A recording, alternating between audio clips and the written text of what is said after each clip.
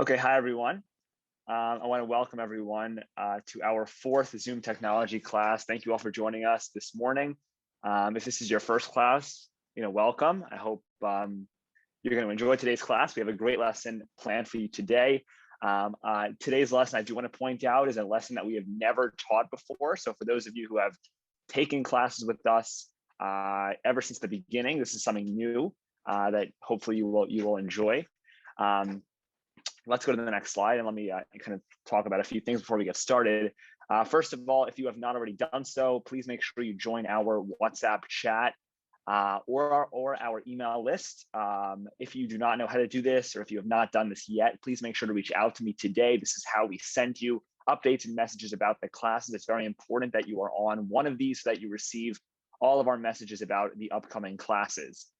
Next, if this is your first class, please make sure to watch the recordings of lessons 1, 2, and 3, which are uploaded to our YouTube channel. Joe will put the link into the chat, which you can click on in order to watch the recordings of lessons 1, 2, and 3 are very important lessons that will help you in terms of kind of getting organized, because this class is a 10-lesson semester, and it's important that you attend or watch all the classes.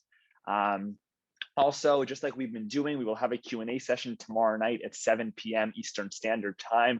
If you do have any questions, please jot them down throughout the class and please have them as a record and email them to either myself, Julia, Caroline, or Joe following the class, and we will be happy to address them at the Q&A session, but we will only be addressing questions that we receive via email or WhatsApp in between now and tomorrow.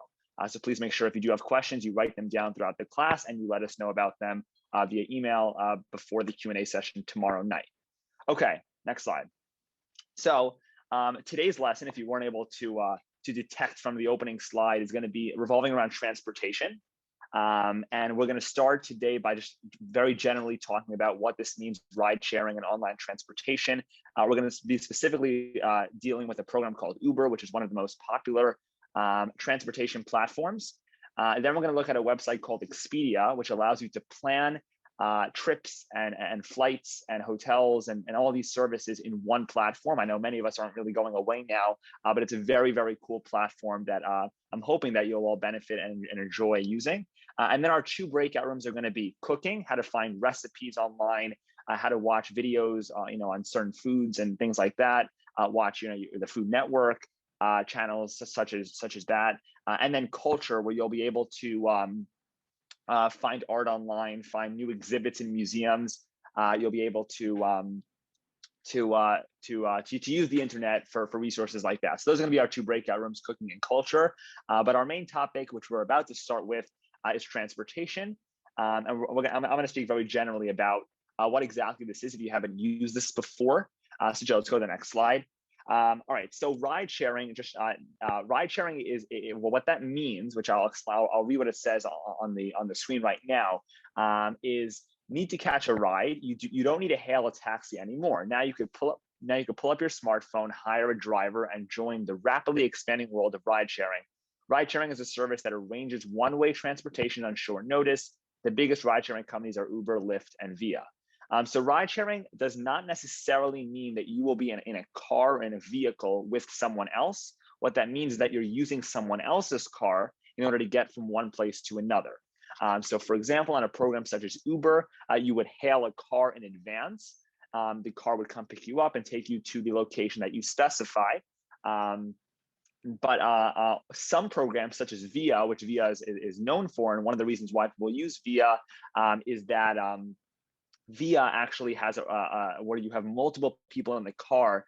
It's actually a cheaper price. It's a reduced price if you don't mind having other people in the car. It's more like a bus or a shuttle service, versus Uber offers this kind of one-on-one, like a direct driver from one place to another, where it would just be you in the car. So that's basically what ride sharing is. Like I said, Joe, if you go on the next slide, a few of the main ones are Uber, Lyft, and Via. They are all very, very similar, so we're not going to explain all 3 of them.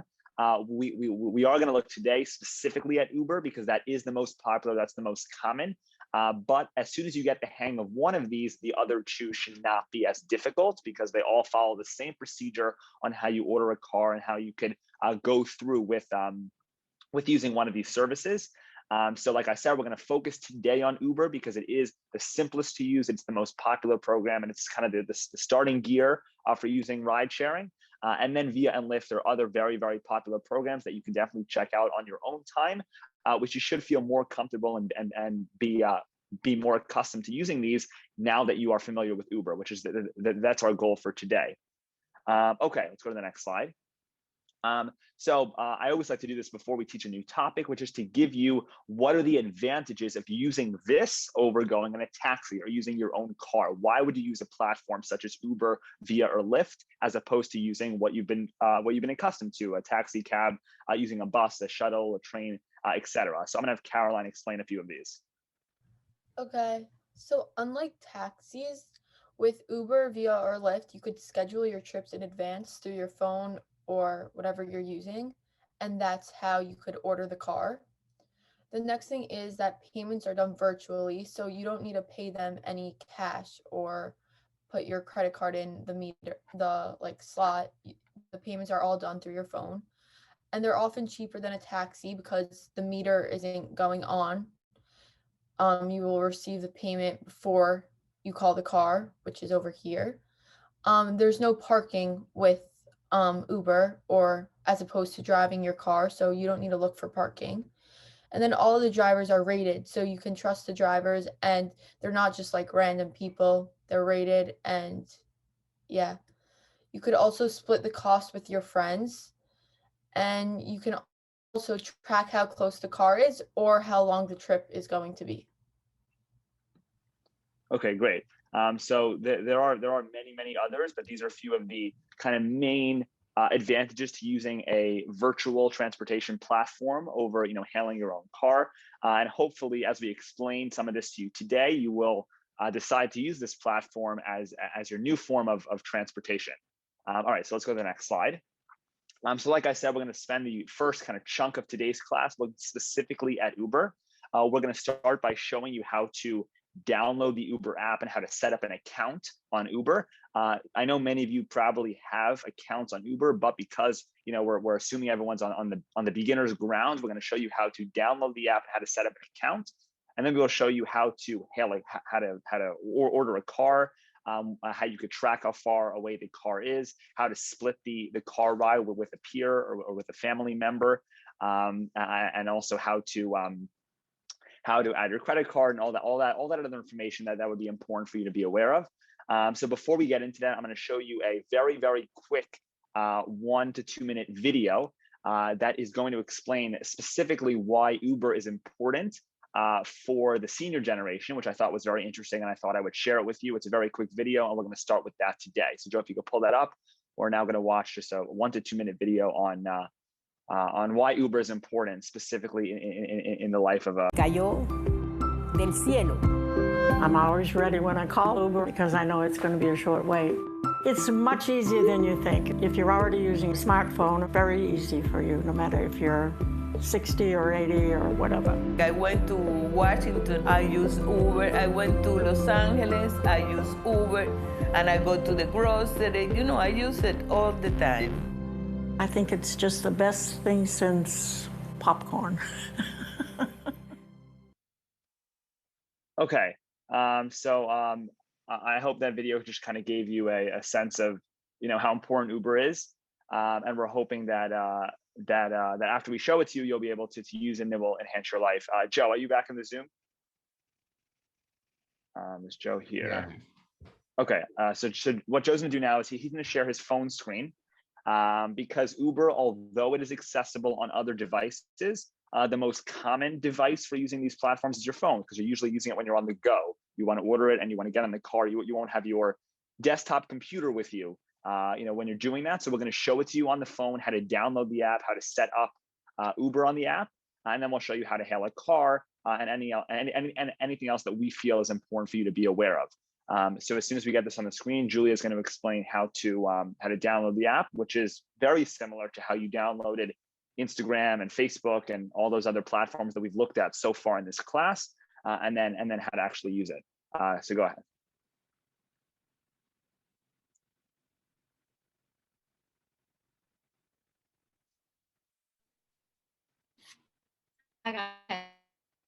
downloaded any other third-party app, you're going to go onto the App Store to download.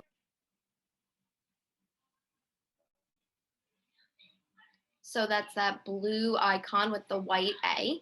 And as you can see, Joe clicked on that app and that opens up the App Store. So in order, you're going to click on that search little magnifying glass in the bottom right corner. And once you click on that, you're prompted to type in whatever app you're searching for. So if Joe clicks on top there, you could see that he's going to type in Uber and he can press search, that blue button, and that will now search the App Store for an app called Uber. And you could see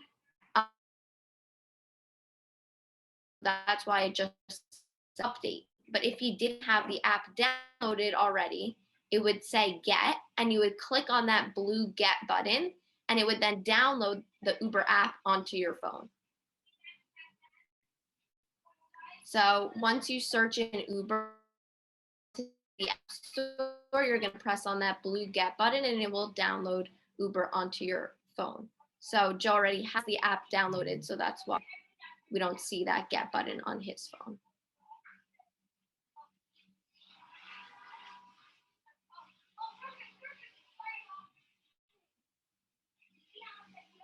Okay, so now if Joe opens the Uber app, which he already has downloaded,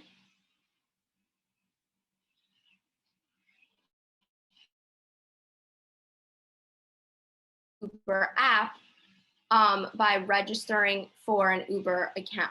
So you could see that when you would open your new Uber app, it would prompt you to get started. So you're going to click on that black button to start opening up an account. It will then tell you to enter in your mobile phone number. So this is important because Uber will send you text messages to let you know how far away your ride is. So you definitely want to put in your correct phone number, not your house phone number, so that they're able to text you, so your mobile number. And once you put that number in, you're going to press the black arrow. And you can see that they're going to send you a 4-digit code to your number. So you're going to need to open up your text messages and see whichever code they send you. And you're going to type in those 4 numbers into the Uber app. And once you do that, you're going to need to accept whatever terms and conditions that they expect. And once you press I understand, you've opened up your account. So now Joe is registered in Uber, he has an account, and he's able to start ordering rides. Great. Okay, so let me just review that very quickly. So when you download the Uber app, you're going to the App Store or the Google Play Store. The App Store if you have an iPhone, the Google Play Store if you have an Android phone. Once the app is downloaded, it will be placed at the end of your home screen. You want to find it. It's like a black icon with the white words that say Uber. That's what you're looking for, a black icon with the white words that say Uber. When you go ahead and click on it, it will ask you for basic information like your phone number. It will ask you to confirm once you receive that 4-digit code that Julia mentioned into your messages. You will put in that information and you will be taken to a page that looks like this. You might be asked to accept conditions or click on I understand, information like that. This is the Uber homepage. This is like the main interface. So when you get here, you know you're in the right place. When you see the option that says ride and food and package, these are the buttons you're looking for. This means that you have successfully created an account on Uber and you have put in enough information to actually start using this service. All right, so now you also might notice that we have not yet put in banking credentials like a credit card or debit card, and that clearly will be asked at some point when we order a car, because clearly that's how the car service is getting money from you. It's a virtual experience, so it hasn't asked you yet, but it will at some point. So now what we're going to show you is how to order a car. And then Joe, when we get to the ordering part, you could switch over to the computer with the screenshots, which we have on the screen. But Caroline, go ahead. Let's see how we could order a car on Uber. Okay, so once you're on the Uber app, what you're going to want to do is you're going to want to type in right where it says where you're going. So where it says where to, you click on that, and now it has Joe's address right now because he put it in clearly, and he can type anywhere where he wants to go to. So let's say he is, okay, so he's typing in his address. So that's how you would type in your address. On the first, there will be 2 bars, and on the first bar, it is your home address where you are now. And then on the bottom bar, which says where to, that's where you're going. So if Joe is at his address now, he can type that in. And now where to? Okay, Joe, you could put in my address, I guess. So you could put in 29 Erie Avenue. And once Joe puts in my address, then it'll show you the cost for the ride, which is right on the side. It'll show you what time you will be dropped off at your location, and it'll show you the type of car that you can get. So you can either get a small car if you're riding just you, or you can get a bigger car if you're riding with more than one person. So Caroline, Joe, can you just go back 1 second? Just click on the back arrow at the top left and click on where to again. Yeah, so I just want to point out that that plus over there at the top right is for adding stops. So if you want to go to 2 places, or if you want to go to one place first, you can click on the plus and add up to, I think it's 5 stops. So you could have this Uber take you to different places, and you could do that using the plus. And also, I think you could drag around the cursor on the map in order to select a certain address instead of typing it in, which is also a cool feature, which should appear right below so there you see the map, and you could bring around this like little black icon in order to select a certain address. If you're not sure the exact address, you could drag it around the map until you find where you want the pickup to be. And then once you've put in the information, then you'll be taken to the page that Caroline was addressing. So Joe, you could X out those stops, and let's get there. Caroline, you just want to explain what Uberx means, Uber XL, Comfort. All right. Okay, so Uberx is the smallest type of car that you can get and the cheapest. Uberx is if you're riding with 3 passengers or 4, but due to Corona, I don't know if 4 will still work because there could only be 3 in the back. Uber XL is if you want to get a bigger car, if you're riding with more people and you need to take more people somewhere. So Uber XL will just allow more seats in the car, and you could ride with up to like 6 people, I think. And then Comfort is it would just give you a more comfortable car. I guess it would give you more leg room or just comfortable seats. And again, Uber tells you the prices before you start the drive. So here are all the prices for Uber. And if you scroll down, there will just be even more expensive cars on the bottom if you want to do that.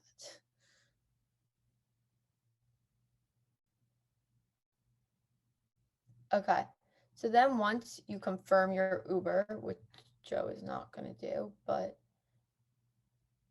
if he shares his computer, I'm going to show you how, once you have started your ride, how Uber works. Okay, so once you press that confirm Uberx button, which we just saw, it was black and it said confirm Uberx, you'll be taken to this whole screen.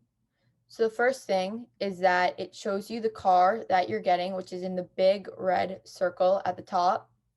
And it shows you the distance from where you are, which is the black circle that we saw before that you could move around on the map. Again, you can change your pickup spot even once you've confirmed the ride. So if you have confirmed the ride, but you realize that you actually want to walk like a block or 2, you could change your pickup spot to a block or 2 away, and the Uber will still come to you at that location.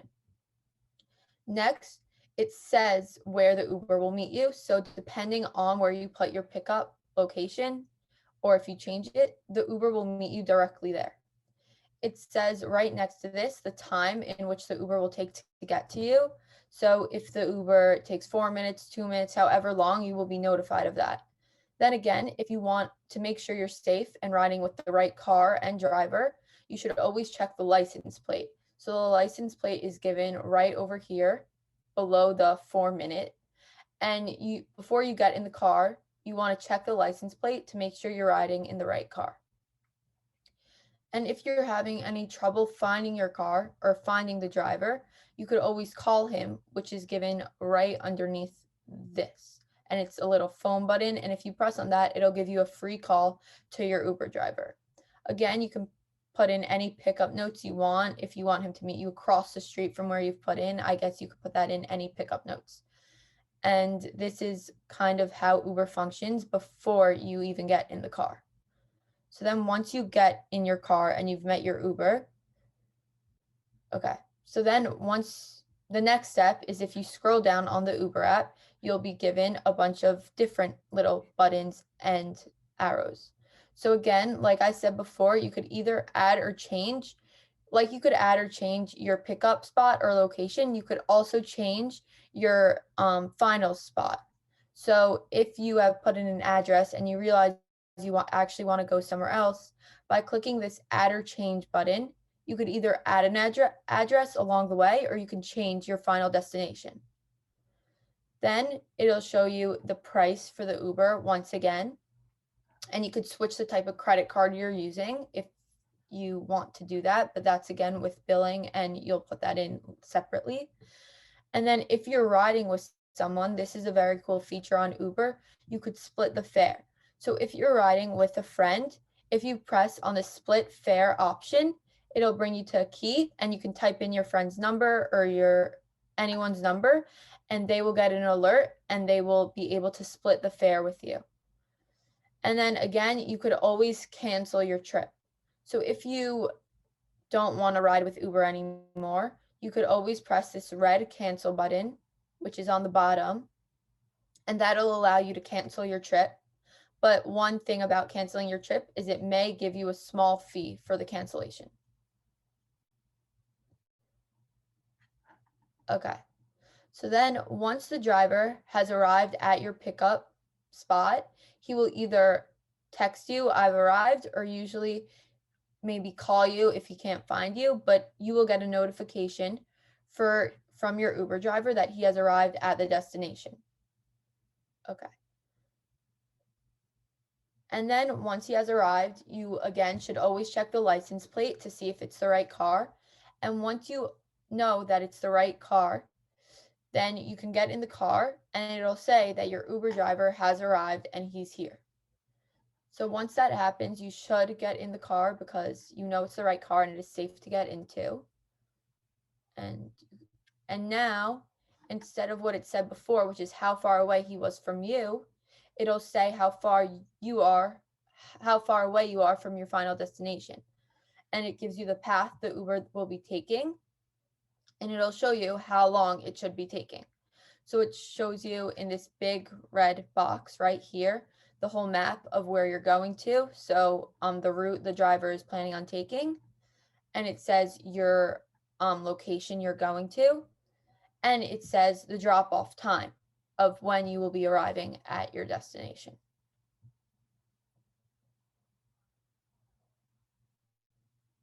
Okay, and then once you're in your Uber, again, like I said before, you could always add or change your final destination. So even if you put in a final destination for your Uber, that doesn't necessarily need to be your actual destination because it is always available to change, or you can add a stop if you want to pick someone up on the way or drop something off. You could also rate your trip. So if you're for some reason not having the best ride of your life, then you can always rate the trip badly, and yeah, they will notify Uber, and that shouldn't happen. But you could also rate a good trip so that the driver is rated well, and that's good for him. Next, it will always show you the price of your Uber, like I said before. And then with the split fare, if you're riding with someone, it'll take you into this. So if you press on the split fare option, it'll bring you into this keypad, which you are given the ability to type in any number or contact on your list by scrolling down. And once you type in that phone number, you can click on that person and it'll send them the Uber alert. And when splitting a fare, each rider will be charged a 0.25 cent fare split fee, but that shouldn't be a problem. And that's how you split a ride with a friend. Okay. All right. Thank you, Caroline. I know that was kind of a lot of material being thrown at you.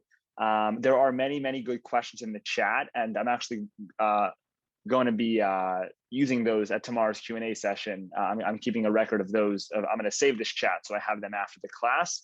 But you continue to put these questions in the chat, and we'll address them tomorrow because they are very good questions. I'm seeing them come through. Something I'll just mention is usually when you order an Uber, the driver will ask for your name or will ask for some kind of confirmation to make sure that you who's getting into the car is actually the person who ordered the car service.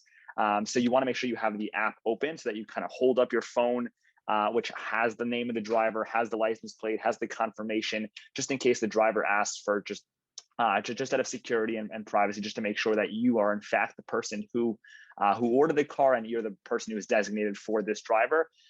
Someone asked if you could have the same driver if you like this driver. I do not think that's a possibility. Uber selection is done randomly based on which car is closest to you.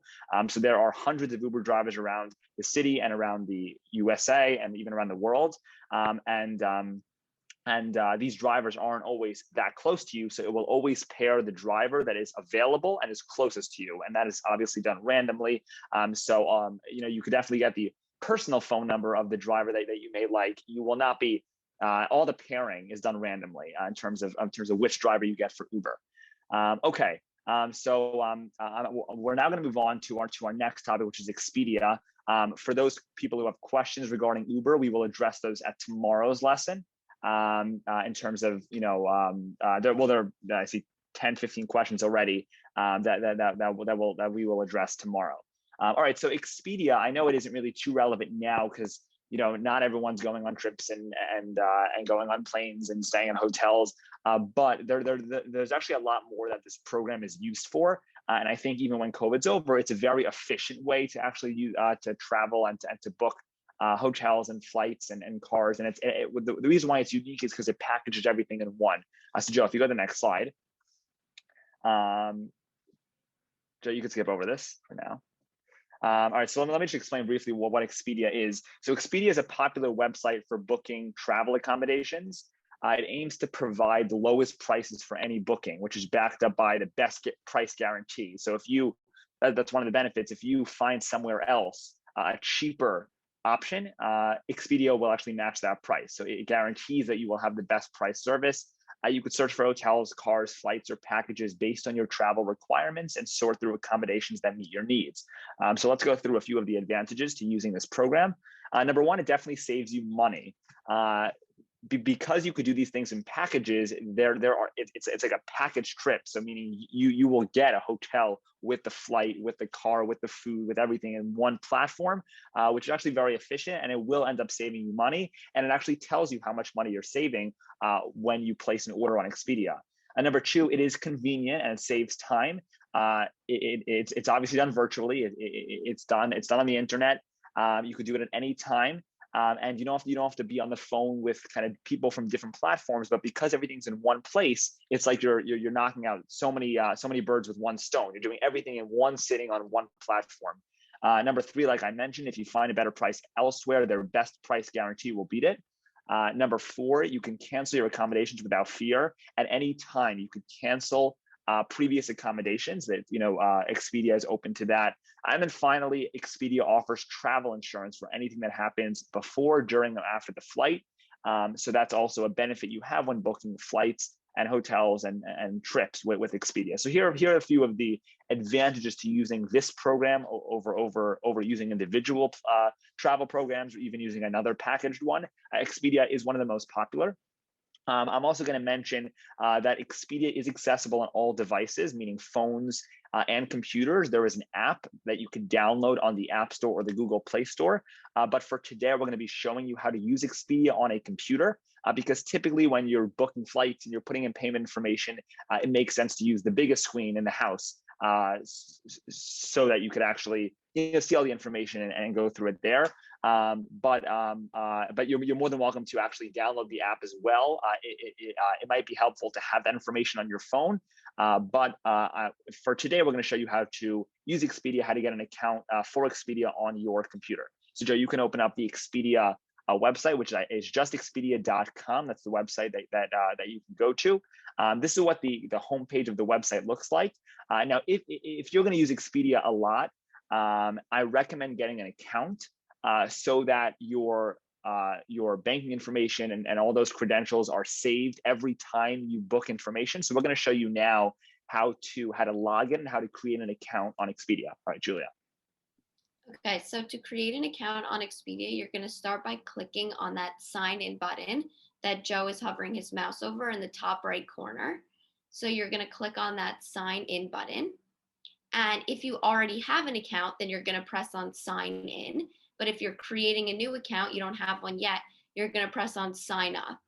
So as it says, it's free. So you would click on that sign up, it's free button, and that would prompt you to create a new account on Expedia.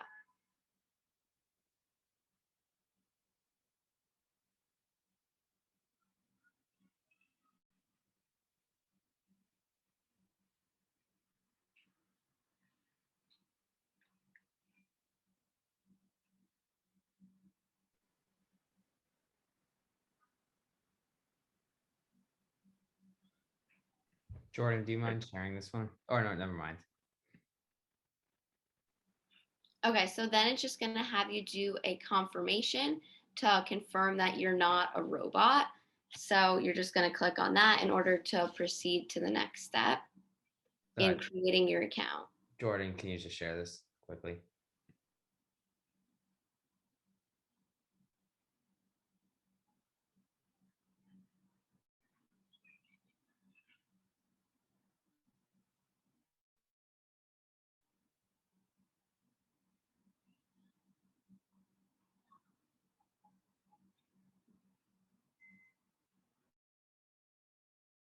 He's not a robot. He's clicking, tells you to choose all of the pictures with a car in them. So he's going to select those images and verify those so that he's able to continue and set up his account.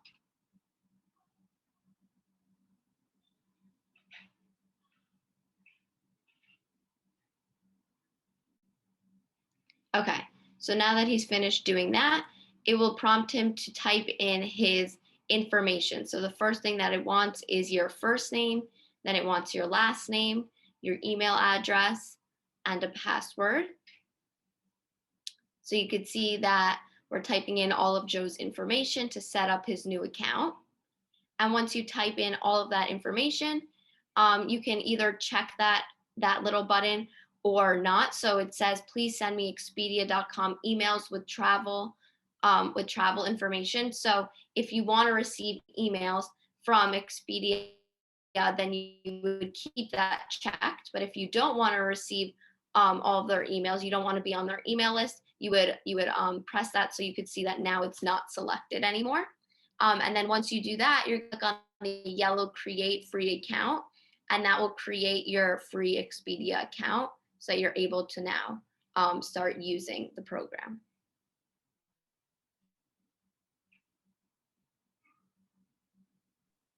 Okay, so I just clicked on the create free account button. You now know that you're signed in because you're going to see your name at the top right of the screen. See how it says Joe? That means that I'm currently signed in. So all my information is kind of saved here. Every time you use this program, if you aren't signed in, you should sign in because it's the experience is much nicer when it has all your history and everything's backed up here. All right, so the platform is actually very user friendly. You see how there's all these buttons at the top of the screen, easy things that you can click on. We're going to show you now how to book a trip and how to actually package these things together so that the whole process is efficient. So that in one package, you could book a hotel, you could book a flight, you could add a car, and you'll see how there's even a button for packages, which Joe's going to explain. Okay, go ahead. Okay, hi everyone. So the first thing you could do is if you just want to book a stay, then you can just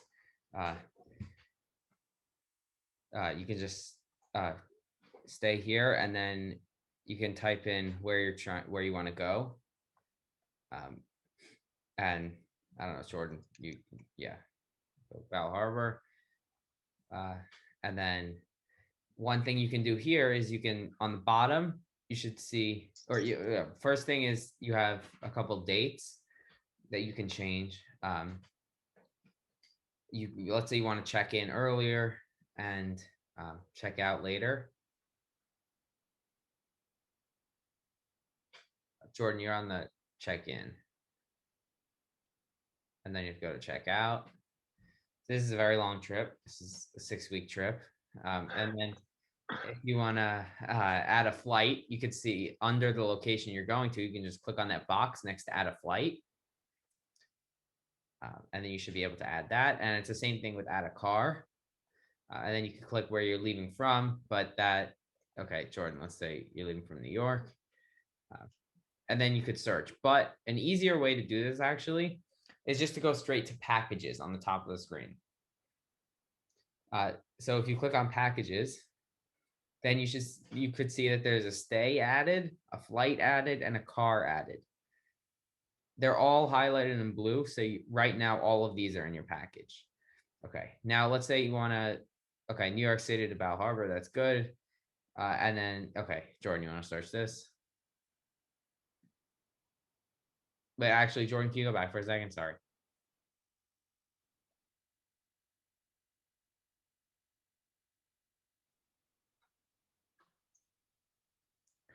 All right, just go to the home page.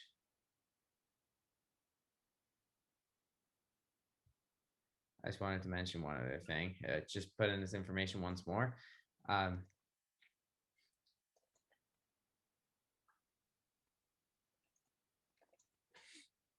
Okay, we're going from New York to Bal Harbor. And then the one thing I wanted to show is above the dates, you say it says 1 room, 2 travelers. So if you click the arrow next to that, you can add the number of adults or children, and you can change that. And you can even add another room. So this way, if you're traveling with the family and it's 5 of you, then you can put 2 adults in one room and 3 kids in the other room. And you can change the child age, and then you can just say done. So this will give you, if some planes might have fewer seats available, so they'll probably recommend a different plane. And then you can change the economy. You can change which seating you want, whether you want economy, premium economy, business class, or first class. And then Expedia will recommend flights to you based on that. So let's just leave it in economy, and then let's click search.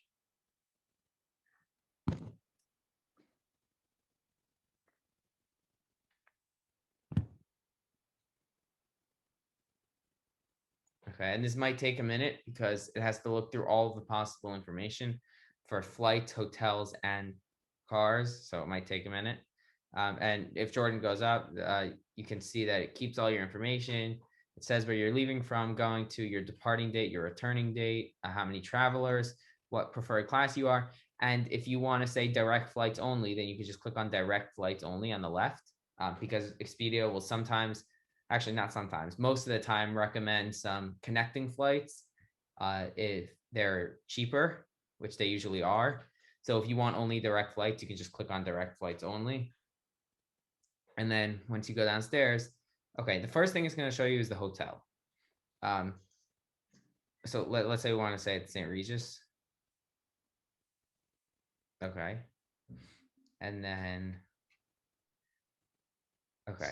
And then we go down, and you can see here it has the ratings, the amenities, the cleaning and safety practices. And then you normally click on reserve 2 rooms, which is on the right. If your setting was for 1 room, then it would just say reserve room. But here you want to reserve 2 rooms, and then it will take you lower down on the page where you can see the different types of rooms. You can see what is different about these rooms, and then you can reserve 2. I guess Jordan reserved 2 rooms, and then now it takes you to the flight. Now, if Jordan goes to the left, you can see you can actually sort it. So let's say you want a nonstop flight, then you just click on nonstop. This is the same filtering a search. It's very similar to that online shopping we did on Gap and Amazon and Fresh Direct and Barnes and Noble. So let's say we wanted a nonstop flight, Jordan. And let's say we wanted to fly Delta or JetBlue. Let's say Delta or JetBlue. We wanted to fly in the morning. We wanted to leave in the morning, and we want our departure airport to be LaGuardia, or let's say Newark. Jordan, just choose one. Let's say JFK, and then we can sort by price. Jordan actually goes on top and he clicks on the drop down arrow. He can sort by the shortest duration, or actually go down. No, don't sort by that. Sort by earliest arrival if you want to get there as soon as possible. And then you just click select on the flight you want to book, and you select this fare. And then the flight home. Yeah, this is the return flight, which you can also book. And then you can select a different one. You can do the same filter for the return flight also. And then you can see, if you scroll down, you should see the different flights. And on the right side, and then go down, you should also see which hotel you're staying at. And then if you want to add a car to the trip, so you want to add a private standard car or a private sedan, you can just add to trip. That's not as necessary, but that's possible. And if you go down, Jordan, a little more. Actually, I think that's it. Go back up. And then you can see on the right, it'll give you total information. It'll tell you what your round trip flight is, where you're staying. It'll show you the starting price and the savings and the total. And the next thing you want to do is final details. So if you click on that,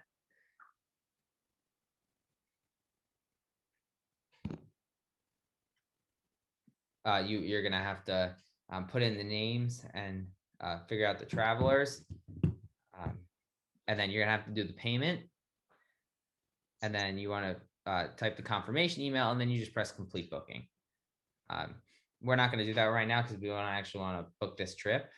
But I think that's it. And then if Jordan goes back to the homepage, actually, Expedia does another cool thing where they suggest possible activities. So if you click on things to do on the right, then let's say we're going to Bal Harbour, and Jordan clicks on Bal Harbour. Jordan, let's change the dates to give us more options. Okay, let's see, you want to do it the end of March to, I guess, mid-April. I don't know why.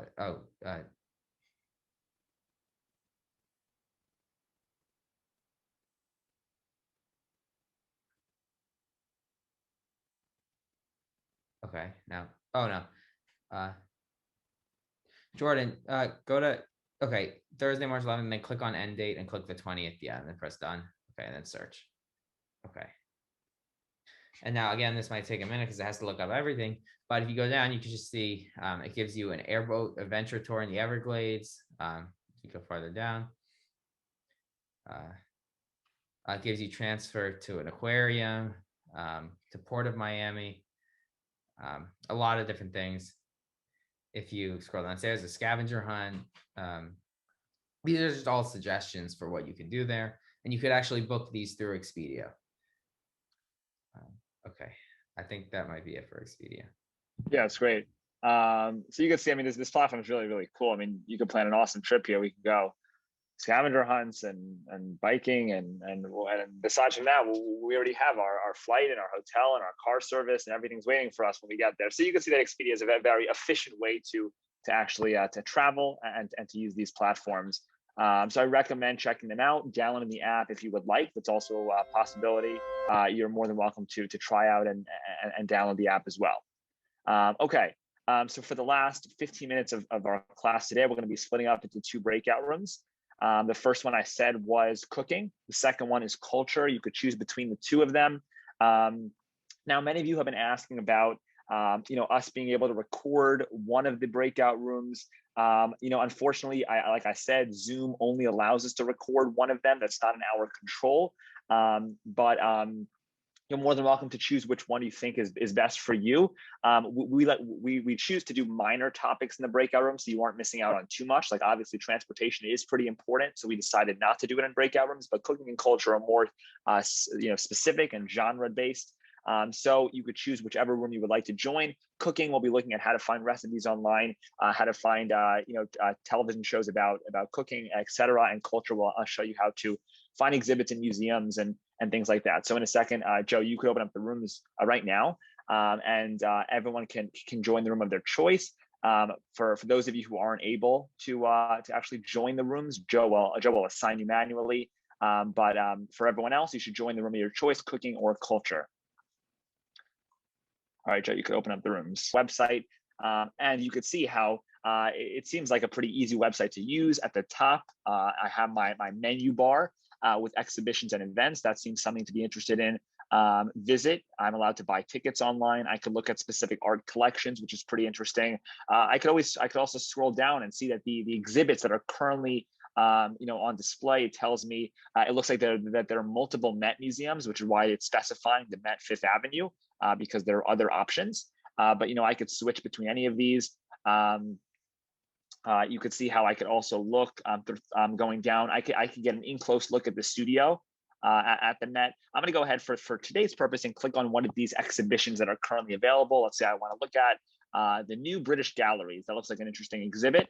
To see it, you just have to bring your mouse over it and you'll see that a button will come up that says See Exhibition. So I'm going to go ahead and click on that. And I'll scroll down, and usually at the top, an overview of what the exhibit is. This is something that I might recommend doing before you go to a museum to kind of see what the exhibits are, or if you see in the newspaper, there's this new exhibit at the Met, and before you go all the way over there, maybe you want to get a brief overview of what you're actually going for and what they have on showcase for you. So you'll see how here's the overview. If I scroll down even more, it looks like there's some media about it. Maybe there's even a video I could watch of pieces of the exhibit. Looks like there are pictures. There's an audio guide which I could listen to as I'm exploring the exhibit, which I can just click on the play button to take advantage of that. Here are the objects in the exhibit. It doesn't give you everything because clearly the museum wants you to come and actually see it in person, but it does give you kind of a sneak preview of things that you could take advantage of. It looks like it has a guide, some highlights. I can click on any of these. I just clicked on In Gallery Guide.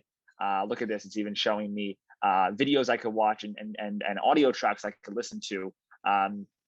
Now, Joe, I think you should go to them. And also something that's pretty nice is related objects. If you are very passionate about Asian art, then when you look at Asian art over and over again, at the bottom of your screen, when you get to the related objects, you will typically see other paintings, other sculptures that are relevant to your previous searches.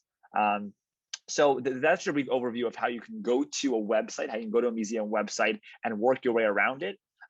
Something I would say is usually just kind of clicking on things and finding out what happens. It makes sense. If I want to see an exhibit, I'm going to click on exhibits and events. It seems like a nice thing to click on. And then it will give me the exhibits that are currently at the museum. Here's the British Galleries that we just looked at, but there are many, many others at the museum. It looks like there are 5 main ones happening, 1, 2, 3, 4, 5. But there are also others at the bottom that are I guess less popular. So you could really browse through this and play around with it yourself. There isn't too much to actually go through. It's more just clicking on things, finding it out. And the reason why you would use this is in advance of the museum visit to kind of see and get a sneak preview of what you're actually looking for. All right, let's go back here. Okay.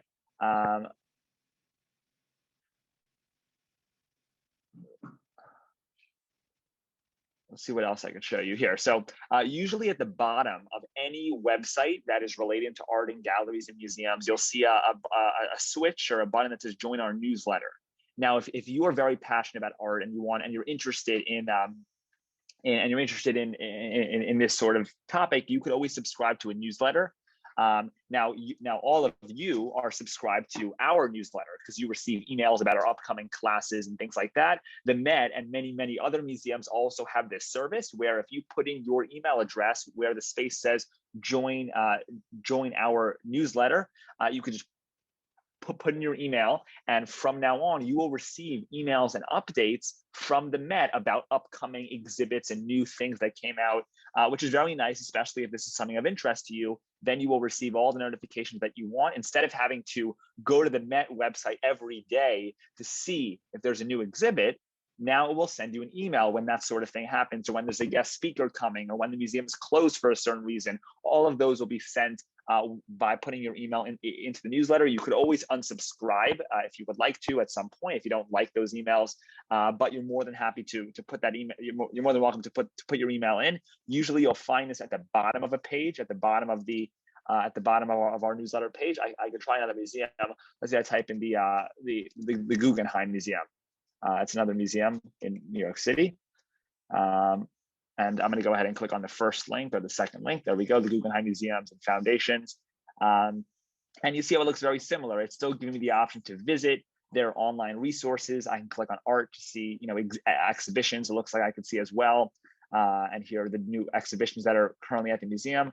Let's see if I scroll down, you'll see how we all still have that button to subscribe for updates. The same thing we saw in the Met. If you want to receive, look exactly what it says. Sign up to receive emails, updates on our exhibitions, events, and more. You can click on subscribe and type in your email address, just like we did on the Met, in order to find information about art and new things happening at the gallery. Really, anything about the museum you can get online, including its hours, when it's open, where it is. You could search for different exhibits if there's something specific that you're looking for. This website looks like it even has a today's schedule, which you can click on to see if there are any special platforms. You can see how it's telling us right now that through March 15th, this exhibit is going on. These few. So it's telling us that this is what's happening today. Some of these websites have this, where you can click on today's schedule and it specifically tells you what's happening today, Sunday, February 28th, which you could definitely browse and check out as well. Now, I'll also mention that we showed you how to use Instagram and Facebook last 2 weeks ago, I believe. And you could just type in the same way you were typing in a friend or a colleague. You could type in the name of an artist, or just typing in the Met or the name of a museum. And you could follow them on social media so that on your profile page, information about this museum comes up. You're more than welcome to follow these people and organizations on your social media platforms in order to find more information about them. And if you're from the sessions, I didn't have a chance to actually join the cooking room, but I'm assuming it went fine. I'll hear from Julia and Carolyn later today how that went. I hope you benefited from that, and I hope people in my room as well took advantage of the culture room. Okay, so I know it is 12:30. Let me just give a few reminders about things that are happening before we wrap up. Let's go to the next slide. Okay, a few things you could do this week to practice what we learned this week. First of all, feel free to use Uber to schedule your next drive and Expedia to book your next flight whenever that is happening. Hopefully it is soon. Definitely take advantage of these platforms. And even if you're not booking a flight, or if you're not going on a trip sometime soon, feel free to actually check this out because it is pretty interesting. If you are in the cooking room, you should now be able to find a popular recipe online. Try and go ahead and try that out. And if you were in my room and culture, try and find information about a new exhibit at your favorite museum. Both of these should be pretty self-explanatory for whichever room you were in. We will be sending this out to you later today with more information. All right, let's go to the next slide. Okay, I always say this at the end of the class. This Zoom is, we can have a maximum number of people on Zoom. If you know anyone, if you have a friend, a family member who you think can benefit from these free professional classes, please feel free to send them the Zoom information. You have it. It's the same Zoom information every week. We'll be sending it out later today. Please feel free to send that information out. We're more than happy to have more people join our classes, and we record them. So even someone could start next week with lesson 5 and watch lessons 1 through 4, which will be uploaded to our YouTube channel. All right, next slide. I also want to mention, I mentioned this before, but we have a virtual portal that is that was released a few months ago, which seniors are taking advantage of. You can go to our the portal website, portal.mittlerseniortech.com. This does not conflict with this class. These are recorded classes. One of them is our computer basics class, and one of them is our advanced computers class. You're more than welcome to actually check these out. These are professional recorded videos that we worked on over the summer. If you want to check these out, please go to this website. You could email me as well. If you want more information, I'll be happy to speak to you and answer any questions you may have. All right, next slide. Okay, today's class was recorded. We will be uploading the recording of today's session later today. We will be sending it to you via WhatsApp and email. If you are not on these lists, you will not receive this unless you reached out to me and you put I see some of you put your emails into the chat. I'll add you to the email list if you did that. There will be a Q&A session tomorrow night, March 1st at 7 p.m. And Eastern Standard Time. If you do have any questions, please make sure to email us those questions. We will not be unmuting participants at tomorrow's session. We will only be addressing the questions that myself, Julia, Callan, or Joe received between now and tomorrow night, and we will address those questions only. The priority goes to the questions that are related to today's lesson, and then we could talk about other topics if we have more time, but the priority goes to transportation, culture, and cooking for tomorrow's Q&A session. Our next class will be 1 week from today at 11:30 a.m. Eastern Standard Time on Sunday, March 7th for lesson 5. We have a great lesson planned for you next week. Let's go to the next slide. You're more than welcome for more information to follow us on our social media platforms on Instagram and Facebook at Mittler Senior Tech, and our website at mittlerseniortech.com. We post there as well about updates and other information happening with our classes. Let's go to the next slide. I believe that's it. Thank you everyone for coming to today's session. Please message us if you have any questions, and we will see you tomorrow night for our Q&A session or Sunday for our next class. Have a great week, everyone, and hope to see you all again soon. Bye-bye.